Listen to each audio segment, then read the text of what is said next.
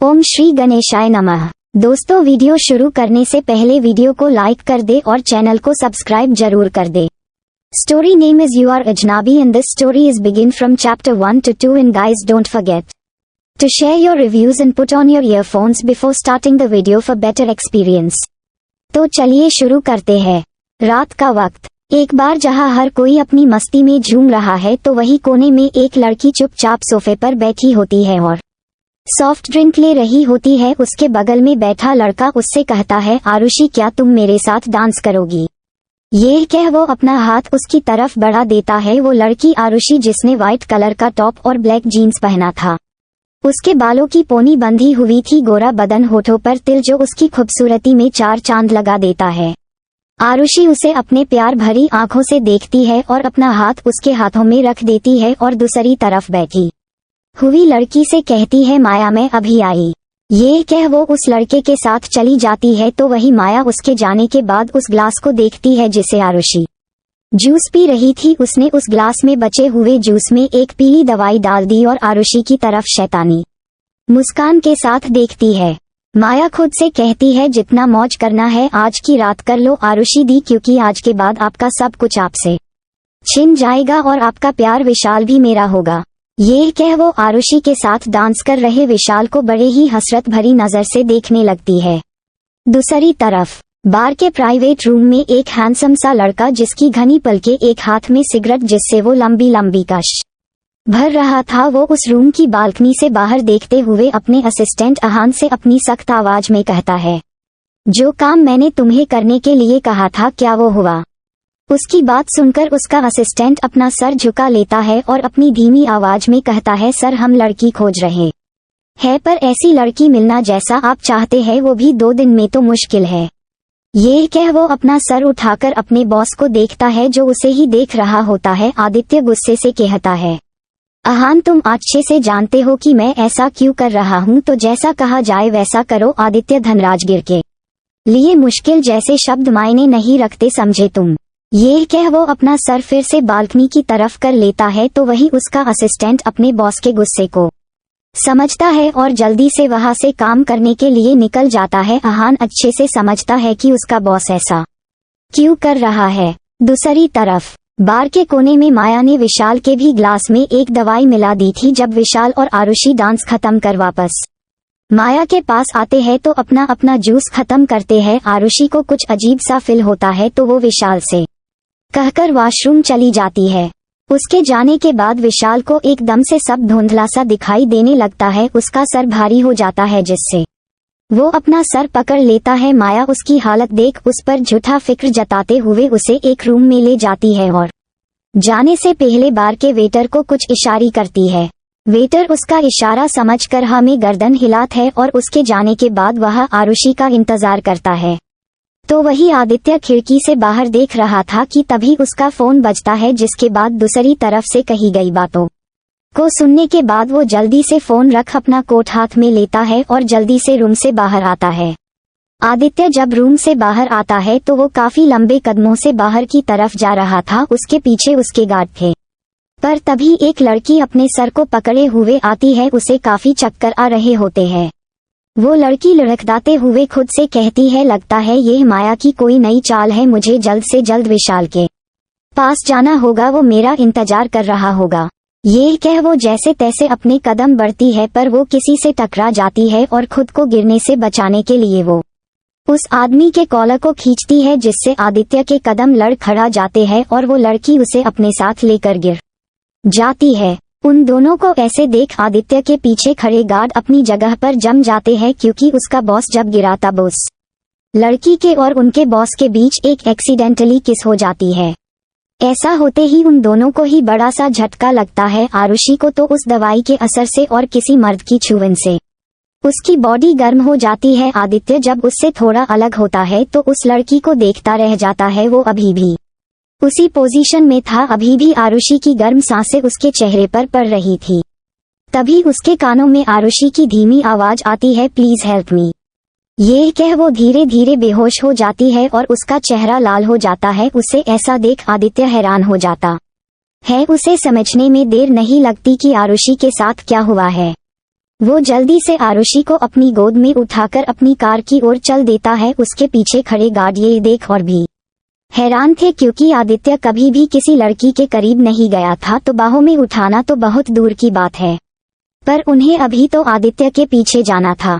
वो लोग जल्दी से जाके कार में बैठ जाते हैं, तो वही आदित्य ने अभी भी आरुषि को अपनी गोद में लिया था। उसने अपने ड्राइवर से तेज आवाज में कहा, जल्दी चलो। उसके कहते ही ड्राइवर ने गाड़ी को और भी तेज किया। इन सब के बीच आदित्य की नजर एक बार भी आरुषि से नहीं हटती। उसके चेहरे को देख वो और भी परेशान हो जाता है। उसने उसे कसकर अपनी हाथों की मुट्ठियां बना ली। आदित्य ने घर पर फोन कर किसी को कुछ इंस्ट्रक्शन दिए और फोन रख दिया, और अब आरुषि को देख कुछ सोचकर एक एविल स्माइल करता है, जिससे कार का तापमान डर से और भी गंभीर हो जाता है।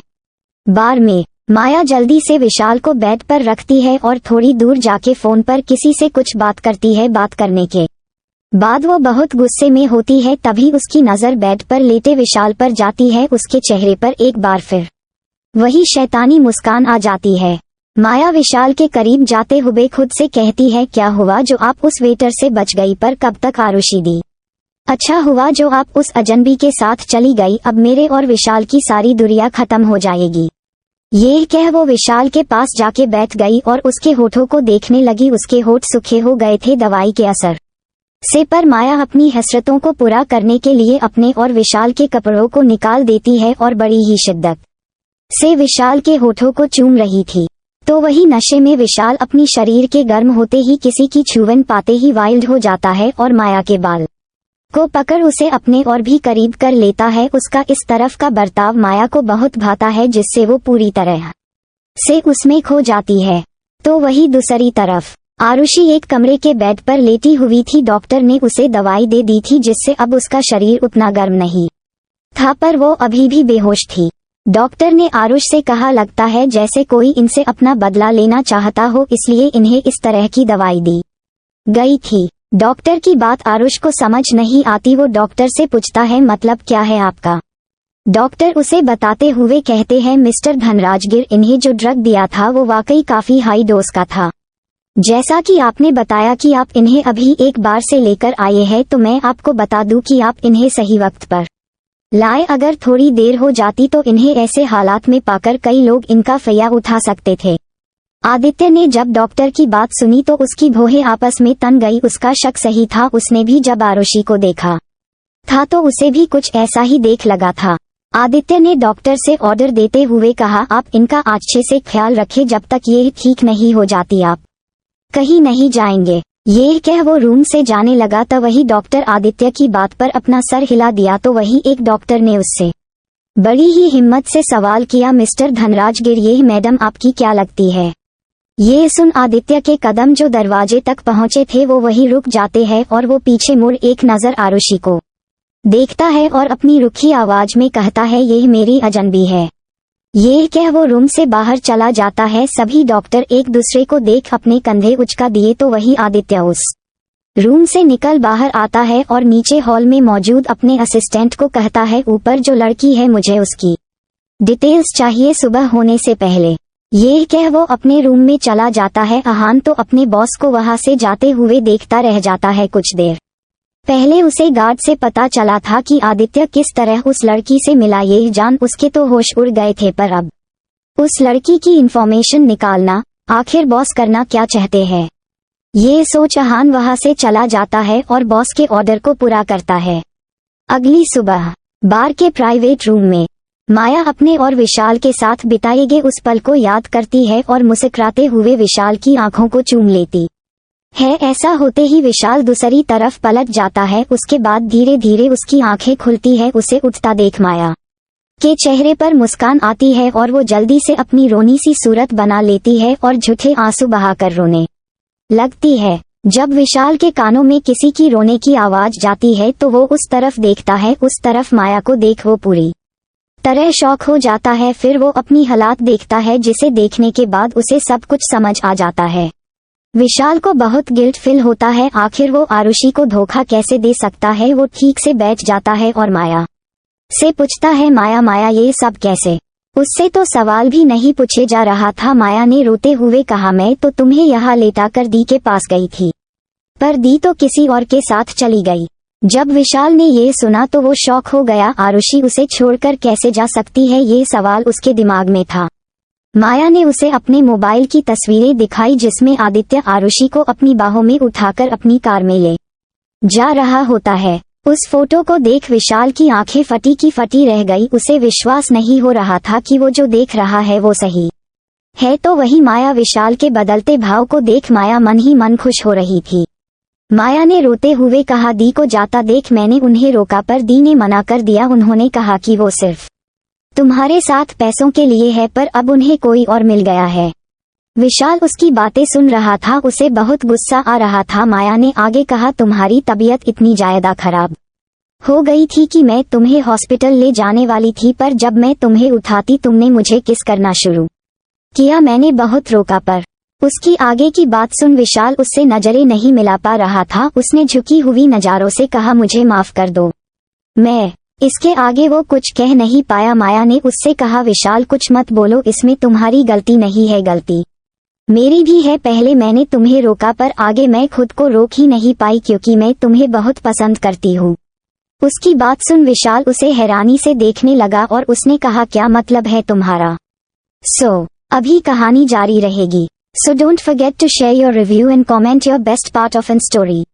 और अगर आपने अभी तक हमारे चैनल को सब्सक्राइब नहीं किया तो कृपया इसे सब्सक्राइब करें और बेल आइकन पर क्लिक करें ताकि आप हमारी नई कहानी पहले पा सके। And if you like my story so comments your feelings with heart emoji. तो मिलते हैं नेक्स्ट वीडियो, तब तक के लिए राधे राधे।